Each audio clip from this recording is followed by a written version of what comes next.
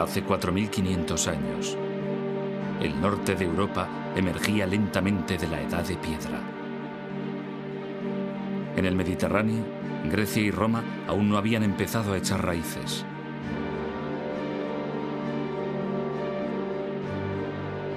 Mesopotamia todavía estaba muy lejos de la llegada del gran imperio asirio.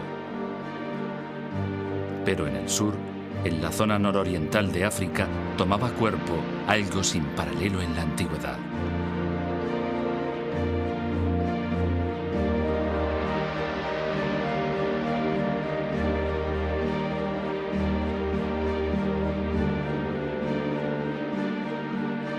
A orillas del Nilo, en Egipto, surgieron 3 pirámides colosales, 3 monumentos levantados por la civilización más duradera que ha existido en el mundo.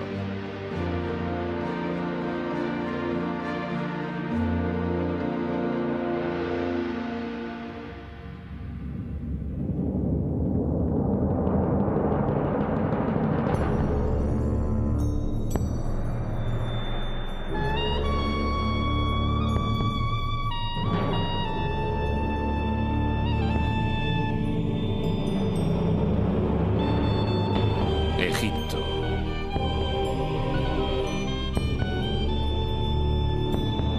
Del caos a los reyes.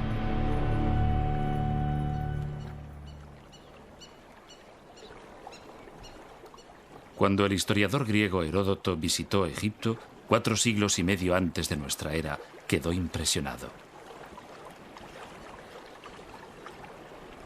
Las maravillas eran mayores que en cualquier otro país, observó.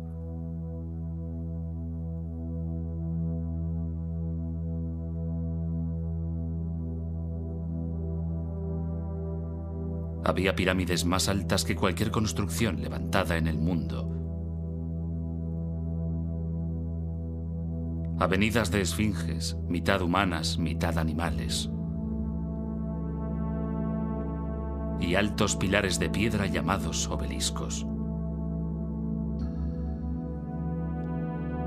Había estatuas gigantes de faraones fallecidos mucho tiempo atrás. Y momias exóticas cubiertas de oro. Y por doquier, los símbolos enigmáticos de su escritura sagrada.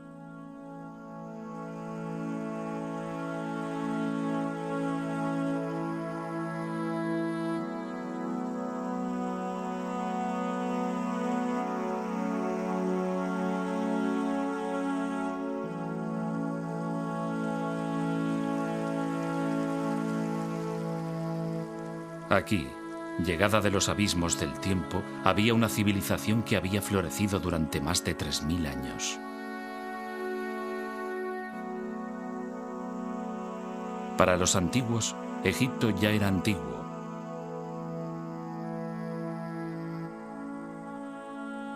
Cleopatra, que reinó en el siglo I antes de nuestra era, está cronológicamente más cerca de nosotros que de los faraones que levantaron las pirámides. Egipto es tan antiguo que durante siglos sus orígenes permanecieron envueltos en el misterio.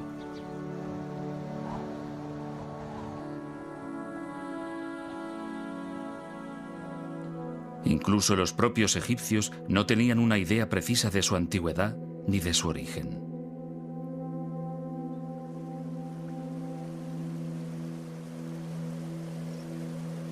Heródoto dijo que Egipto era un don del Nilo.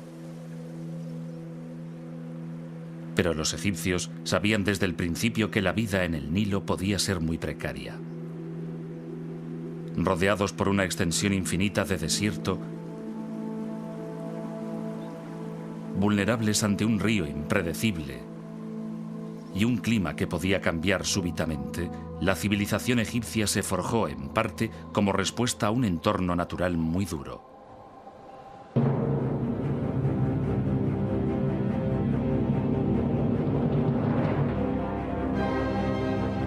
Los egipcios lo llamaban caos. Acechando en la oscuridad, había fuerzas poderosas que esperaban ser liberadas.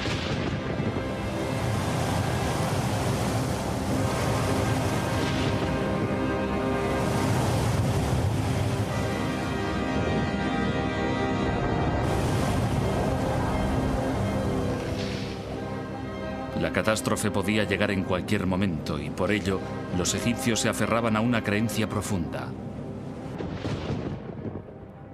El orden, opuesto al caos, era la voluntad de los dioses. Para mantener el orden y dominar el caos, los egipcios imaginaron un rey que era un dios vivo, la manifestación terrestre de Horus, el halcón, el gobernante de los cielos. Enfrentado a él estaba el dios del desgobierno, Set, el precursor del caos. El eterno conflicto entre orden y caos guiaría, finalmente, el destino de la civilización egipcia. Pero la verdadera historia de lo que ocurrió se desvaneció con el paso del tiempo.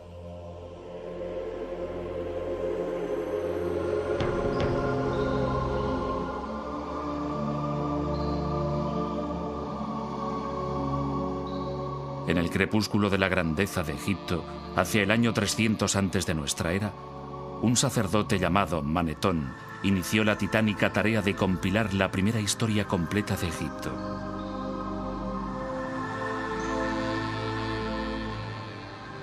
Pudo haber sido un reto desalentador, pero en las bibliotecas de los templos y en los muros de los lugares más sagrados de Egipto ya se habían escrito algunos volúmenes.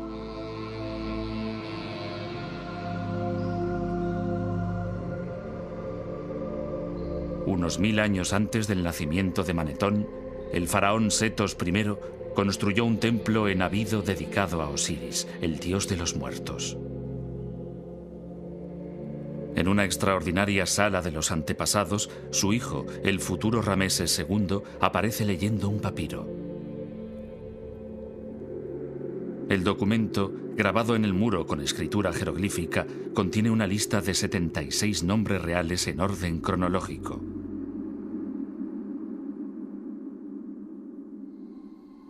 Cada nombre está rodeado por un estilizado anillo de cuerda.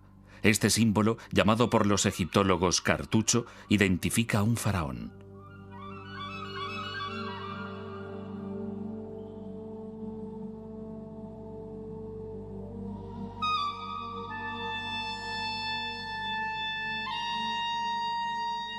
Utilizando documentos como este, Manetón dividió su historia en 30 dinastías reales.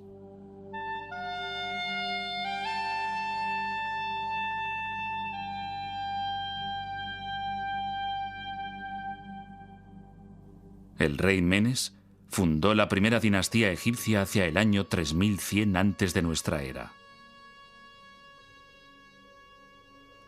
Según Manetón, reinó 62 años, durante los cuales expandió las fronteras de Egipto y adquirió una notable fama antes de ser arrollado por un hipopótamo.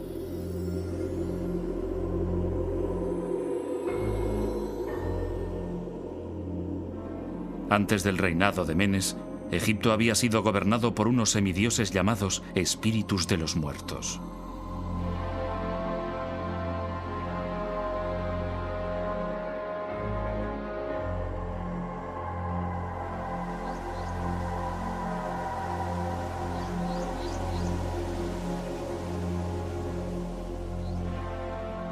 Pero sus nombres se habían perdido en el olvido hacía mucho tiempo.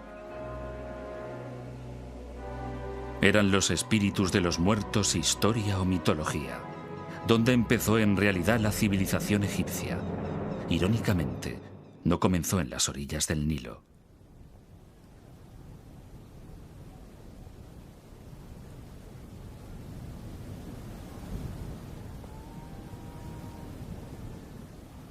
A más de 100 kilómetros al oeste del río, en el desierto del Sahara, el calor es tan sofocante y la sequedad tan pronunciada que la lluvia se evapora antes de llegar al suelo.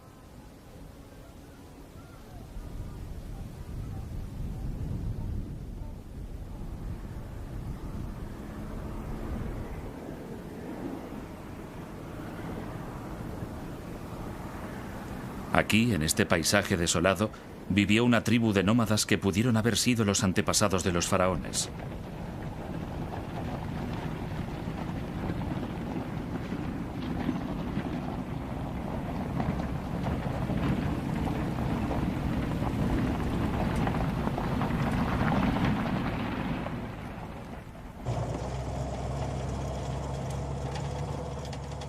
Fred Wendorf, de la Universidad Metodista del Sur, de Dallas, Texas, dirige un equipo internacional de arqueólogos que han batido el desierto buscando rastros de la presencia del hombre.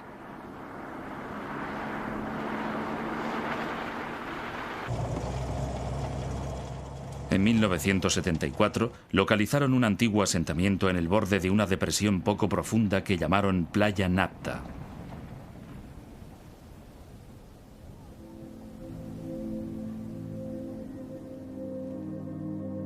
El Sahara no fue siempre seco y árido. Las fechas obtenidas por radiocarbono revelan que, hacia el año 8000 antes de nuestra era, el monzón tropical africano se desplazó hacia el norte, dando lugar a la caída de lluvias torrenciales en el desierto y a la formación de lagos estacionales. Uno de estos lagos fue Playa Napta. Aquí, rodeados por zonas de pastos para alimentar a su ganado, la gente podía protegerse del calor y de las variaciones climáticas del desierto.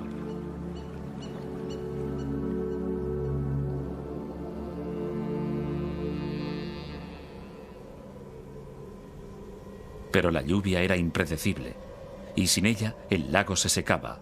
3 días sin lluvia señalaban el paso de la vida a la muerte.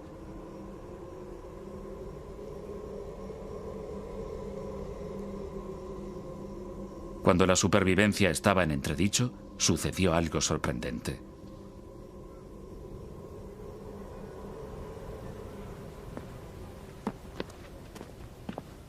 El codirector de la expedición, Romuald Schill, de la Academia Polaca de Ciencias, descubrió un pequeño círculo de piedra, un Stonehenge en miniatura, pero 2000 años más antiguo.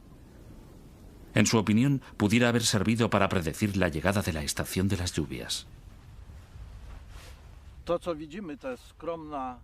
Este humilde montón de piedras que se ve aquí es, en realidad, uno de los calendarios más antiguos que conocemos. Consistía en un anillo y 2 alineaciones de piedras verticales que yo llamo puertas. Pueden verse aquí y allí, y una de las alineaciones señala exactamente el norte.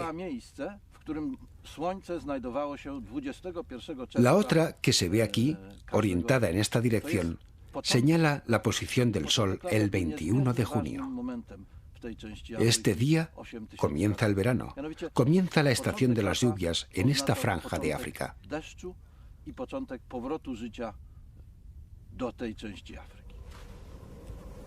El descubrimiento de este calendario circular solo fue el inicio de una serie de hallazgos.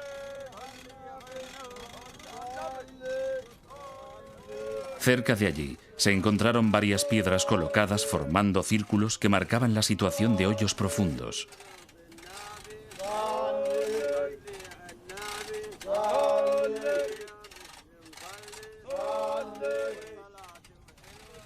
Las piedras, algunas de las cuales pesaban más de 1,5 toneladas, no procedían de Playa Napta, habían sido llevadas hasta aquí desde una lejana cantera. Para los habitantes del desierto, transportar grandes piedras y levantarlas era algo que requería un inmenso esfuerzo y mucha organización. Siendo así, ¿por qué lo hicieron?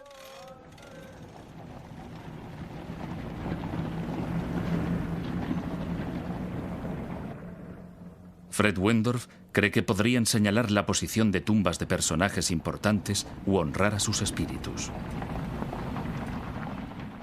Tal vez la tumba de alguien con suficiente poder para interceder ante los dioses y atraer la lluvia. Uno de los objetos más imponentes fue hallado en este hoyo, tal vez la última morada de un caudillo o un gobernante.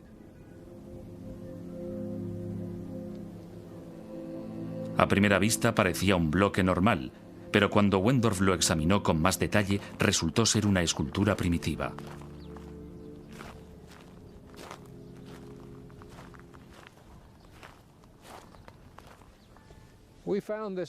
Encontramos esta piedra de enormes dimensiones y muy bien labrada en este hoyo, 1 metro por encima de una gran roca que tiene forma de hongo y que le servía de base. Se puede comprobar que fue cuidadosamente trabajada. Las superficies fueron perfectamente pulidas y las aristas afiladas.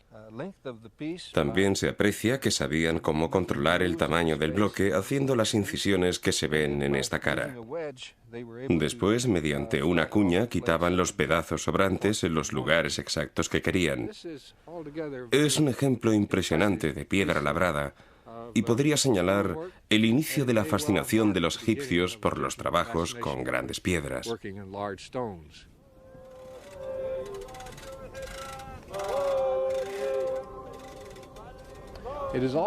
También es una prueba importante de la existencia de diferentes estratos sociales, porque se necesitó habilidad para controlar a la multitud de hombres dedicados a dar forma al bloque y ponerlo en una posición que encajara con la piedra que lo sustentaba.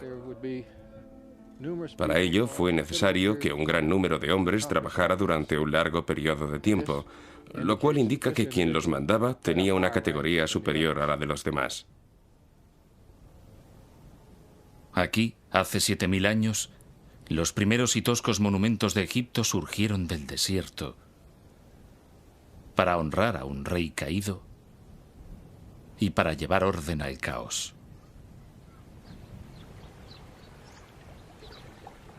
Pero para los habitantes de Playa Napta, el tiempo llegaba a su fin.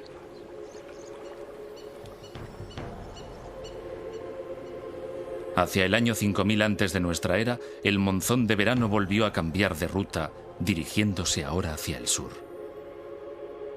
La lluvia finalmente cesó y los oasis, como el de Playa Napta, se secaron para siempre.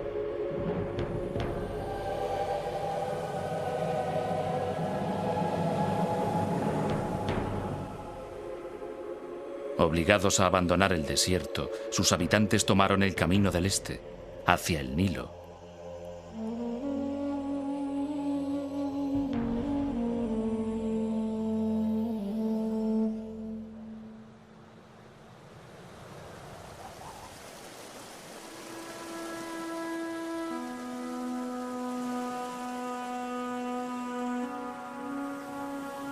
El Nilo es la sangre que da vida a Egipto.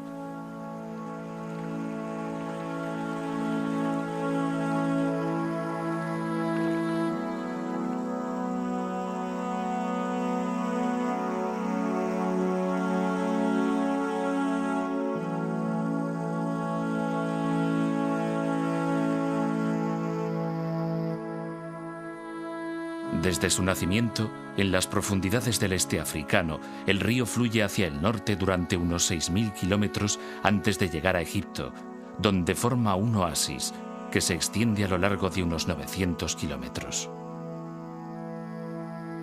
En los últimos 150 kilómetros se despliega en un amplio delta antes de desembocar en el mar Mediterráneo.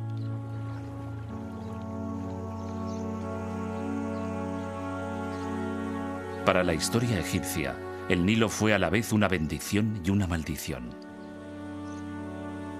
Una vez al año, cargado con el agua de las lluvias monzónicas en Etiopía, el río inundaba sus riberas depositando una tierra muy fértil que los egipcios llamaban Tierra Negra.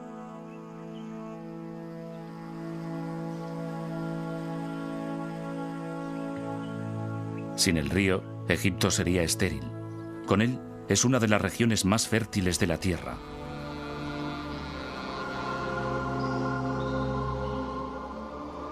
Pero en el pasado, el río era tan impredecible como la lluvia en el desierto. Una crecida demasiado alta podía arrasar aldeas. En cambio, si era demasiado baja, ocasionaba hambre. Para escapar del caos de la incertidumbre, los egipcios idearon el primer calendario del mundo basado en 3 estaciones de 4 meses cada una. Es el modelo del calendario que utilizamos en la actualidad. Pero entonces no estudiaban el tiempo, estudiaban el Nilo.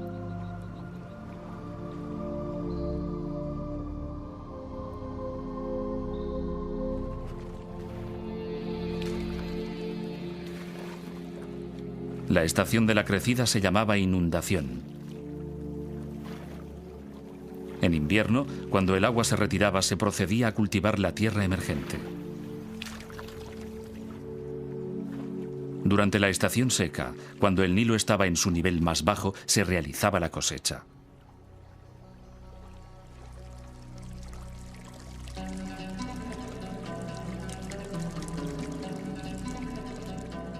Trabajando unidos, los egipcios abrieron pozos, levantaron diques para proteger sus aldeas y desarrollaron los rudimentos de la geometría para volver a establecer, después de cada inundación, las lindes de sus propiedades.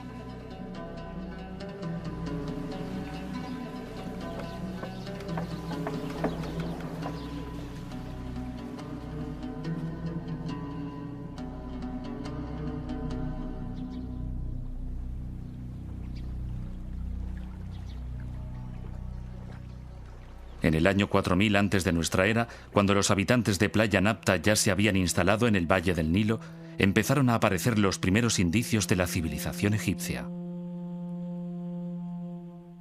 Alfarería bellamente decorada. Paletas en forma de animales para mezclar cosméticos.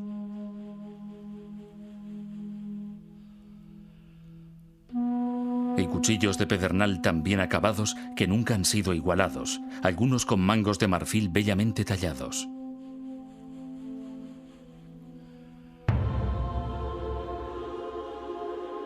Gradualmente, entre los años 4000 y 3000 antes de nuestra era, emergieron dos poderosos reinos.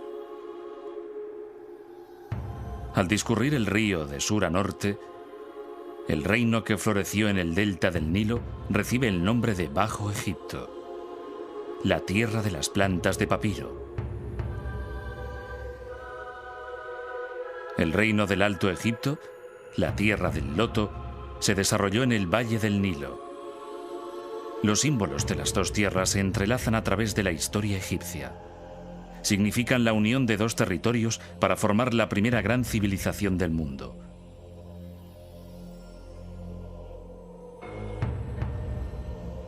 Lo que ha desconcertado largo tiempo a los arqueólogos es cómo y cuándo tuvo lugar esta unificación.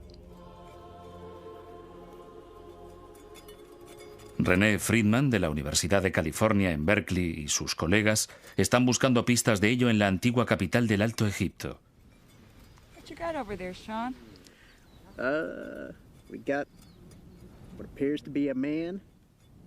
Llamada por los griegos Hieracómpolis, la ciudad del halcón, fue la primera ciudad egipcia.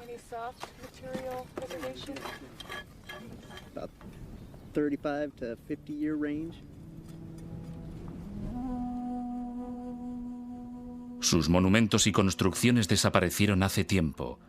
En su lugar se encuentran por doquier agujeros abiertos por los ladrones. Hace un siglo, los arqueólogos creyeron que todo lo que quedaba en el desierto era un cementerio saqueado y que no valía la pena excavarlo. No podían imaginarse que en la arena se escondía una gran riqueza de nuevas informaciones.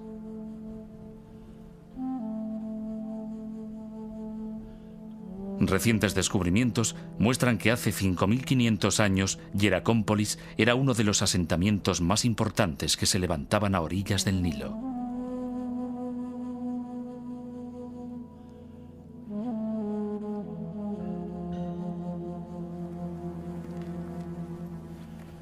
Tenía unos 3 kilómetros de longitud y era una comunidad bulliciosa de agricultores, administradores, artesanos y alfareros. Un alfarero manufacturaba objetos de barro para sus vecinos. Firmaba sus vasijas presionando con el pulgar sobre el barro húmedo en el borde de las piezas. 5000 años más tarde, los fragmentos de esta cerámica aún cubren el terreno inmediato a su horno.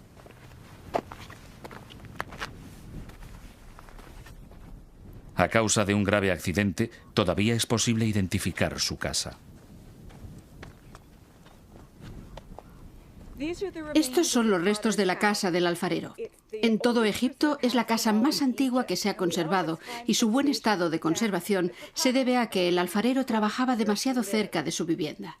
Por fortuna nuestra y desgracia suya, cierto día un cambio de viento hizo que el fuego del horno superara la corta distancia que había hasta su casa y la incendiara. El fuego quemó y endureció el limo y el adobe que formaban la parte inferior de la casa. reduciendo las vigas y las esteras de sus paredes al carbón y a las cenizas que vemos aquí.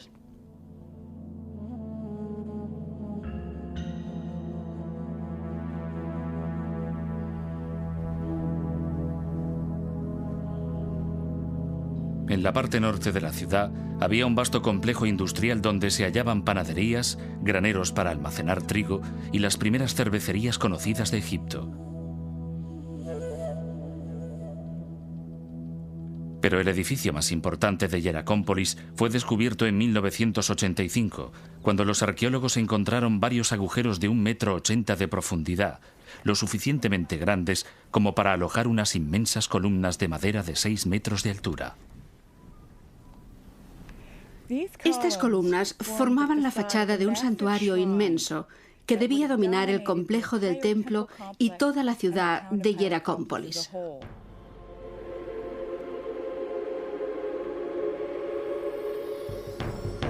Es el primer templo conocido de Egipto.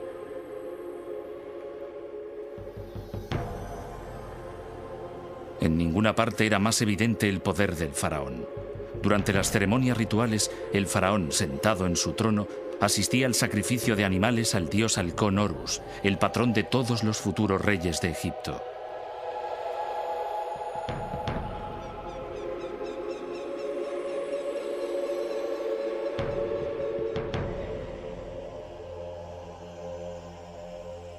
Pensado para recordar la silueta de un animal agachado con cuernos y una cola, el templo estaba ricamente decorado con esteras de colores y pilares, tal vez hechos con cedros importados del Líbano.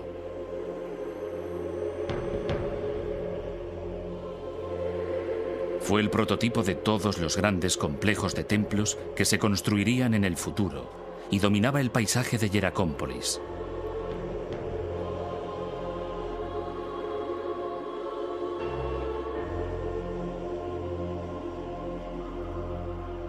Pero a la ciudad del halcón le salió una rival en Buto, la capital del Bajo Egipto.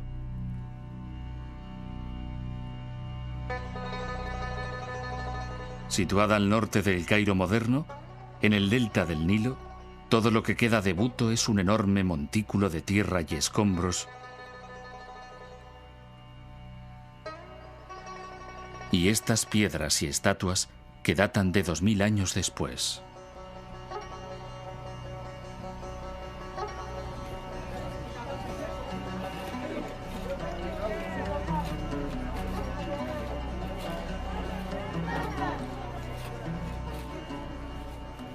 A pesar de todo, en esta zanja los arqueólogos han descubierto fragmentos de centenares de utensilios de barro que proceden del mismo período que Hieracómpolis, 3500 años antes de nuestra era, e incluso de antes.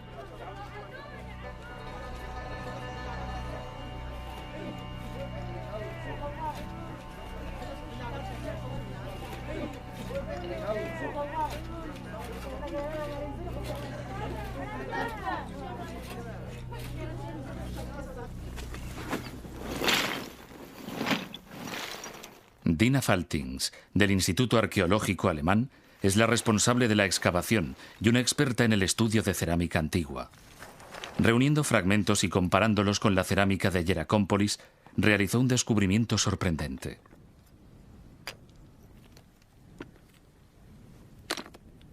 Buto, en tiempo remoto, había albergado una cultura muy diferente. Los utensilios de Buto no alcanzaban la perfección de los del Alto Egipto.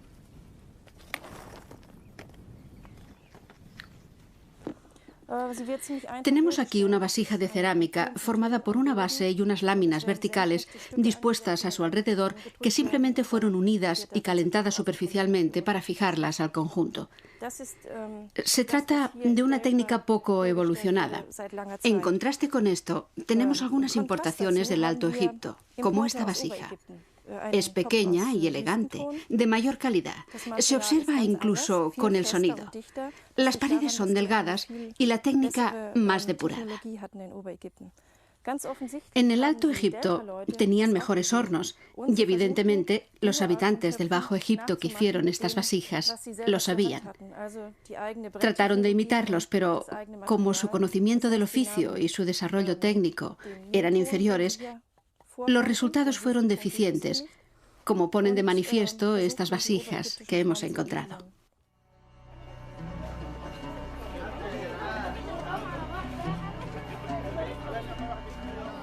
La tarea de Dina Faltings en Buto revela que en el año 3200 antes de nuestra era, la superior cultura del Alto Egipto llegó hasta el Bajo Egipto y los dos reinos se convirtieron en uno solo. ¿Pero fue una transformación pacífica?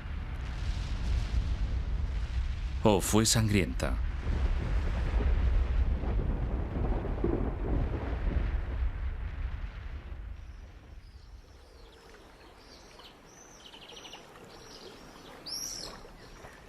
La unión de los dos reinos, que se extendía a lo largo del Nilo, era un punto de referencia en la evolución de la civilización egipcia. Pero cómo se llegó a ello era una pregunta de difícil respuesta. Todo lo que tenían los arqueólogos para basar sus teorías era un objeto encontrado en Hieracómpolis en 1898. Esta exquisita paleta ceremonial de pizarra data aproximadamente del año 3100 antes de nuestra era. Está dedicada a un rey del Alto Egipto llamado Narmer, que algunos creen que fue el legendario rey Menes, el primer faraón de Egipto. En una de sus caras, Narmer, tocado con una corona acabada en forma de bulbo, está a punto de golpear a un prisionero en presencia de Horus, el dios halcón de Hieracómpolis.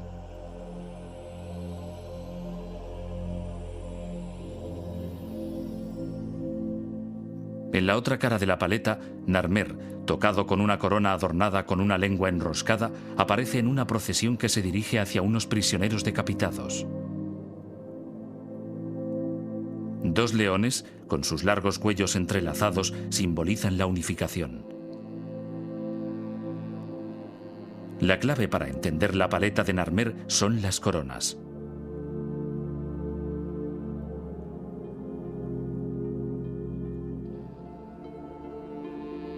En el Alto Egipto, el rey llevaba una corona blanca con el extremo superior en forma de bulbo. En el Bajo Egipto, una corona roja con una larga y prominente lengua. Juntas forman una doble corona que significa que el faraón se ha convertido en el señor de las dos tierras.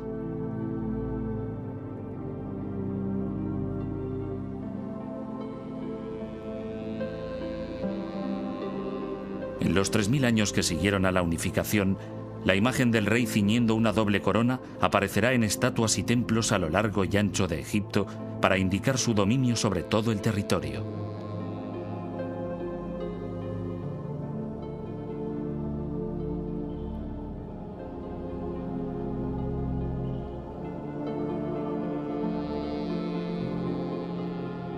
La paleta de Narmer parece confirmar que la unificación se llevó a cabo después de una conquista sangrienta. Durante un siglo fue la única prueba de ello, hasta que apareció un pequeño objeto en el cementerio real más antiguo de Egipto, Abido.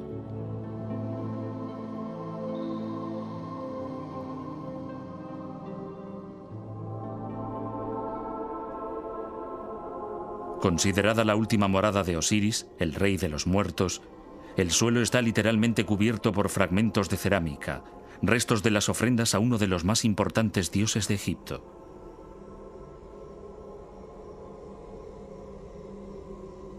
Mucho antes que los faraones construyeran las pirámides o tallaran sus tumbas en el Valle de los Reyes, los primeros gobernantes de Egipto fueron enterrados aquí en grandes tumbas construidas con adobe.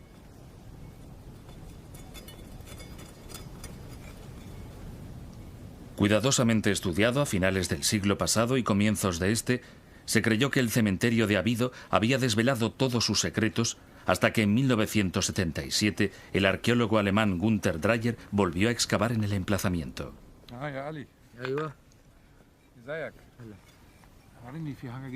Desde entonces, él y su equipo han investigado de nuevo las tumbas de varios de los primeros reyes, incluyendo la del rey Narmer.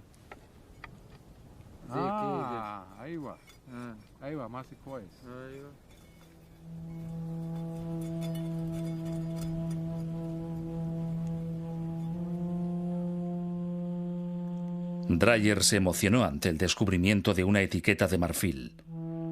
este tipo de etiquetas solían ponerse en las tinajas de aceite. Aunque la que encontró era pequeña, encerraba una gran sorpresa. Parecía representar el mismo acontecimiento que la paleta de Narmer.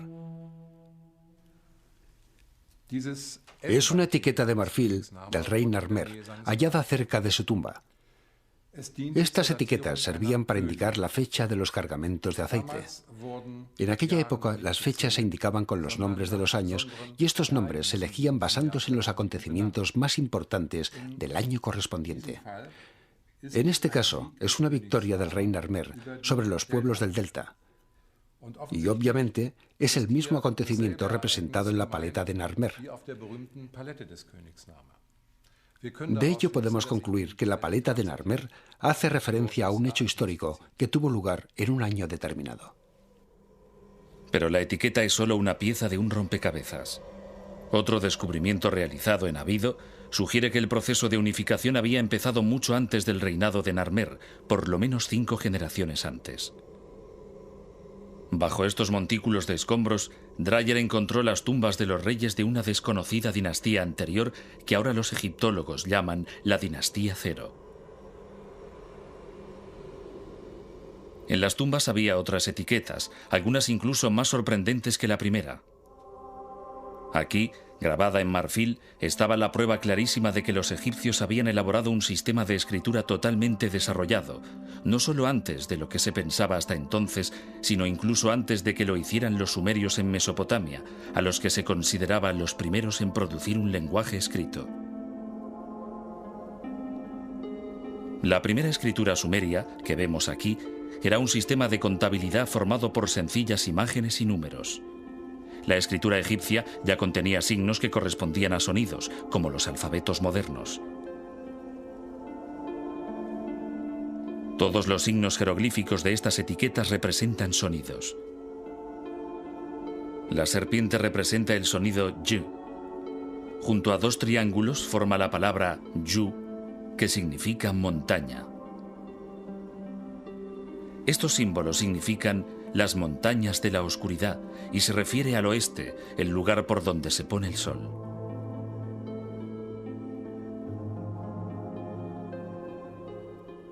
Los jeroglíficos de otras etiquetas indican que el rey ya recaudaba impuestos en el Alto y en el Bajo Egipto, una clara señal de que la unificación ya se había producido. Para consolidar el reino, se construyó una nueva capital en el punto de encuentro del Alto y el Bajo Egipto. Fundada por el rey Menes, que algunos egiptólogos creen que es el histórico rey Narmer, Memphis estaba destinada a ser la mayor ciudad del país.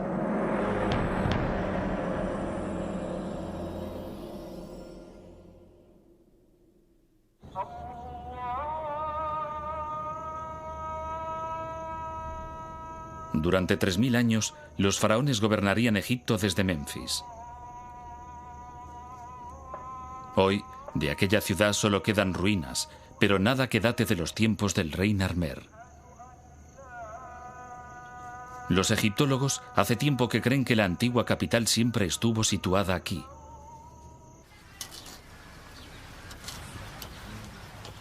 Pero David Jeffries, de la Sociedad de Exploración de Egipto, piensa que Memphis estaba en otra parte y ha dedicado 9 años de su vida a buscarla. Utilizando una sencilla perforadora manual, tomó una serie de muestras en los campos que hay a 3 kilómetros al oeste de las ruinas. Los sondeos señalaron una importante capa de objetos situada a 3 metros de profundidad.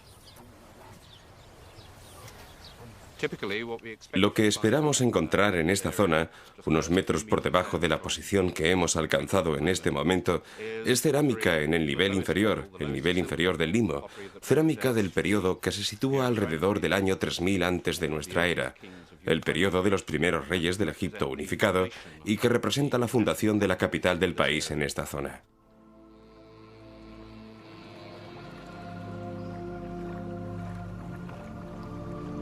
¿Cuál pudo ser la causa de que la primera capital de la nación, una gran ciudad con palacios y templos, casas y edificios administrativos, decidiera cambiar de emplazamiento?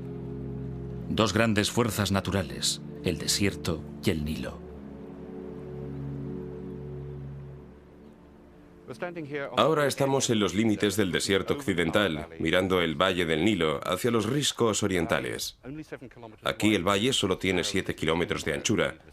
Es tan estrecho como en cualquier otra parte del norte del valle, y lo que creemos haber demostrado, estamos mirando hacia el área donde hemos estado haciendo estos sondeos, lo que creemos haber demostrado es que aquí el río fluía muy cerca de los límites del desierto y que la ciudad se extendía a lo largo del río, exactamente debajo de donde nos hallamos.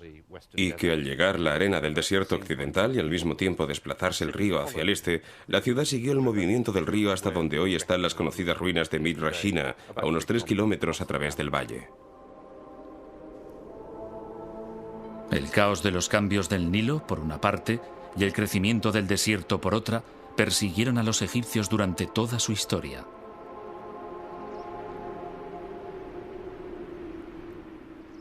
Para superar las continuas amenazas que los acechaban, pusieron su fe en un hombre y en el poder de los dioses.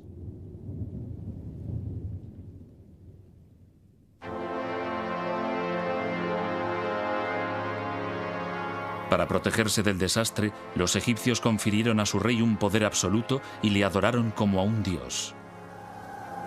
Solo una divinidad podía hablar con los dioses y solo una divinidad podía alejar el caos. Para mantener el orden, llamado Maat, personificado por una diosa sentada con una pluma en la cabeza, el faraón realizaba rituales diarios. Para apaciguar a los dioses, construía lujosos templos provistos de comida, bebida y otras ofrendas.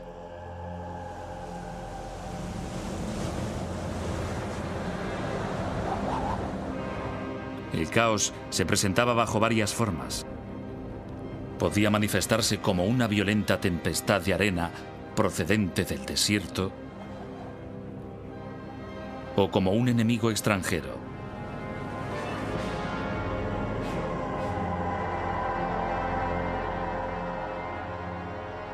A través de la historia egipcia se repite una y otra vez la imagen de los faraones como guerreros triunfantes. Esta de Rameses II se encuentra en un templo construido unos 2000 años después de que Narmer conquistara el Bajo Egipto.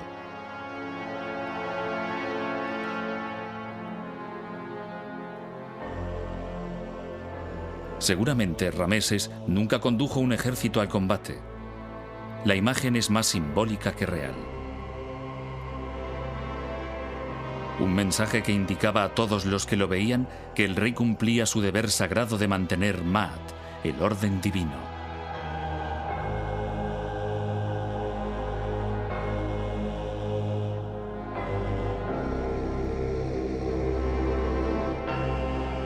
Parece más probable que los faraones supervisaran sus campañas militares a distancia.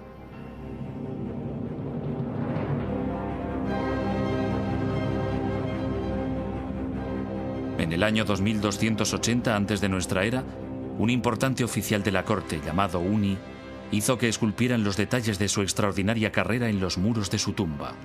Uni explica cómo su faraón, Cíope I, se enfrentó a una tribu de nómadas. Cuando su majestad se enfrentó a los que moran en los desiertos del este, formó un ejército de varias decenas de millares de hombres procedentes de todo el Alto Egipto. Había nobles, portadores del sello, caudillos y jefes de las ciudades. Yo era el que los dirigía.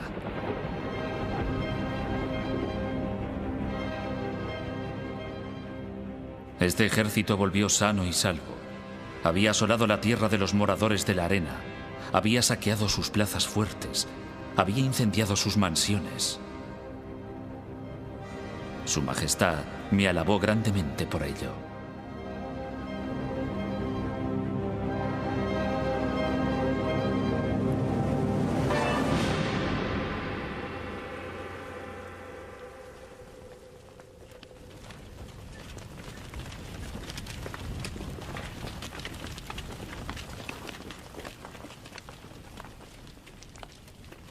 Con un tremendo poder y una gran fuerza destructora, el caos podía también surgir de la nada. No muy lejos del emplazamiento de la antigua Memphis, en una cantera de Helouan, 30 kilómetros al sur del Cairo, está la presa más antigua del mundo. Aunque es difícil de imaginar, después de 4000 años, esta inmensa mole de piedra formaba parte de un enorme proyecto de ingeniería proyectado para controlar las inundaciones súbitas. Fascinado por la temprana tecnología egipcia, Gunther Dreyer realizó un detallado estudio de la presa. Calculó que 500 hombres tardaron 10 años en construirla, cargando hasta allí unas 184.000 toneladas de piedras. La presa era un intento extraordinario de dominar el caos. Por desgracia, no funcionó. La presa atravesaba el Wadi, desde allí hasta ahí. Tenía una longitud de unos 110 metros y una altura de unos 15. Era una construcción bastante sólida. La sección transversal habría tenido este aspecto. En la base, su longitud sería de unos 100 metros, en la parte superior de 60 metros. Estaba dividida en 3 partes. En el centro, un terraplén de arena, y en los 2 lados un conjunto de piedras sin labrar cubiertas con bloques de piedra caliza. Por desgracia, una crecida se llevó la presa antes de estar terminada. El agua vino por aquí y destruyó la parte inacabada. Después, en unos minutos, enormes cantidades de agua bajaron por el Wadi y destruyeron todas las instalaciones inferiores. Así, el trabajo de unos 10 años y 500 hombres fue en vano.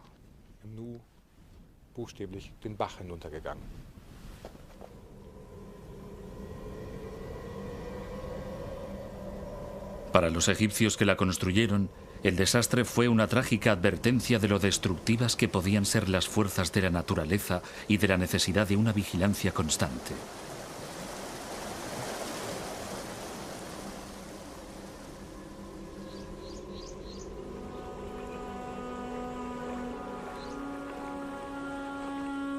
Fue la particular visión del cosmos de los egipcios, moldeada por su entorno, la que sostuvo la civilización más duradera del mundo.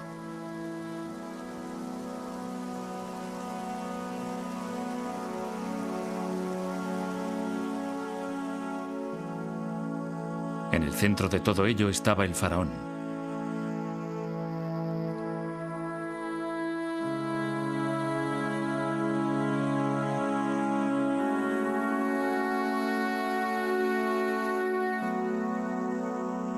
Con las artes forjadas por sus antepasados en el desierto y perfeccionadas a lo largo de las orillas del siempre cambiante Nilo, mantenía la balanza del universo con justicia y devoción. Luchaba contra los continuos y virulentos ataques de la naturaleza, las agitaciones sociales e incluso contra lo sobrenatural.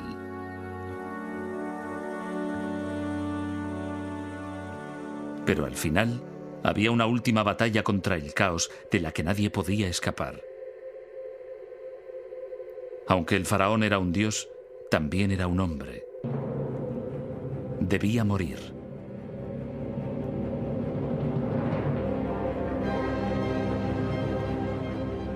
Para evitar la calamidad, ordenó a los egipcios que empezaran a acarrear grandes piedras hacia los límites del desierto.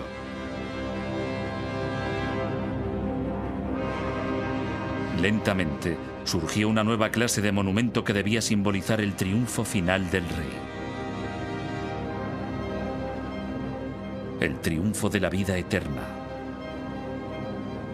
Había empezado la era de las pirámides.